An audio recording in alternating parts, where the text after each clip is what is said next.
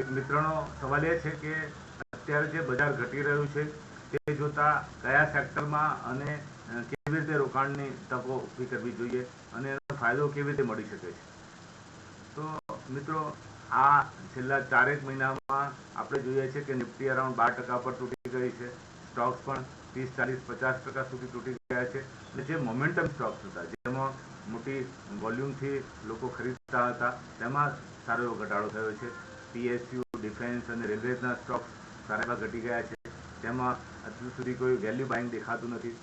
મારી દ્રષ્ટિએ FMCG sector બહુ સારું ગણી શકાય અને ફાર્મા સેક્ટર, કારણ કે આ બંને સેક્ટરમાં કન્ટિન્યુઅસ ડિમાન્ડ રહેવાની છે. એને તેજી હોય મંદીની અસર નથી પડવાની. માણસે એફએમસીજી પ્રોડક્ટ વાપરવી પડે છે અને દવાઓ નિયમિત ખાવી પડતી હોય છે. એટલે આ બે સેક્ટરની જે કંપનીઓ છે એમાં રોકાણની તકો મને દેખાઈ રહી છે.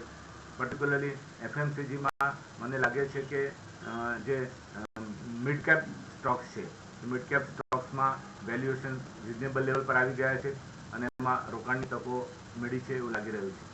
બીજું, મને ફાર્મા સેક્ટરમાં એટલા માટે લાગી રહ્યું છે કે ફાર્માનો બિઝનેસ ઓલ ઓવર વર્લ્ડમાં વધી રહ્યો છે અને જે અમેરિકામાં આપણા દેશમાંથી જે નિકાસ થતી હોય એ પણ 3 થી 4 ગણી વધી રહી છે છેલ્લા 5 વર્ષમાં. આ દર્શાવે છે કે આપણી કંપનીઓનું રિસર્ચ એન્ડ ડેવલપમેન્ટ અને ક્વોલિટી કેટલી સારી છે કે જેથી યુએસ એફડીએ મળ્યા પછી એ લોકોના એક્સપોર્ટ્સ વધી રહ્યા છે.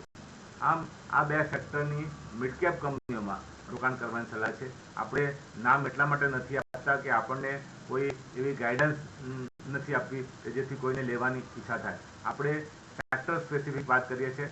સેક્ટરમાં આવેલી કંપનીઓ તમે જાતે શોધી શકો છો અને એના વેલ્યુએશન નીચા ભાવે મળે ત્યારે ચોક્કસ તક લેવી જોઈએ.